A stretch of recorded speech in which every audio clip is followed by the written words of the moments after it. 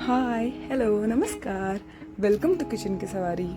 आज तुमची होस्ट तुमची दोस्त घेऊन आली तुमच्यासाठी एक अमेझिंग रेसिपी, म्हणजेच पेरी पेरी फ्रेंच फ्राईज.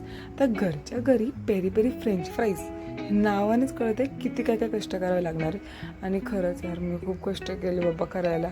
एकटीचं करण्याचं काम नाही आहे, पण तरी पण मी तुमच्यासाठी घेऊन आली आहे, तर तुम्ही नक्की बघा. सो याच्यासाठी मी सगळ्यात पहिले बटाटे सोलायला घेतले. बघता बघता मला ॲक्च्युली 10 मिनटं लागले. तर याच्यामध्ये मी खूप ऑब्व्हियसली सगळं क्लिप नाही दाखवू शकत, पण याच्यामध्ये मी खूप बटाटे सोललेत. आणि सेकंडली आईची दहशत.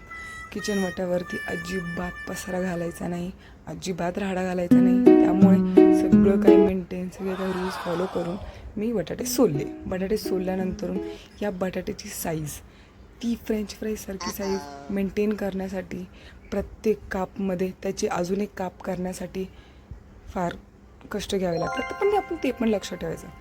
आणि मग सगळे बटाटे कापल्यानंतरून मी गार पाण्यामध्ये त्या बटाट्यांचे काप थोडा वेळ ठेवले. तर ते हे का केलं मी, कारण की ना, याने काय होतं, बटाटे जरा स्टिफ होतात, अशी गिली अशी नाही का, मऊ नाही लागत. ठीक आहे. हे केल्यानंतर मी त्यामध्ये 2 चमचा कॉर्नफ्लॉर टाकले.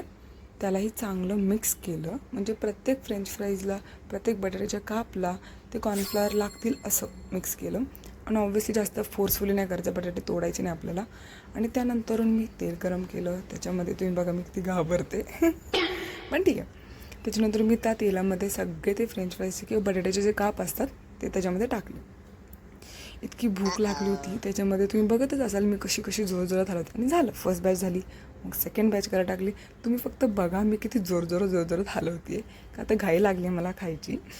आणि मग हे सगळं काही केल्यानंतरून 2-3 बॅच झाल्यानंतरून मग कुठेतरी आशा वाटायला लागली की हां बाबा, फ्रेंच फ्राईज होत आला, थोडासा वेळ अजून. ते केल्यानंतरून त्याच्यामध्ये हा पेरी पेरी मसाला टाकला.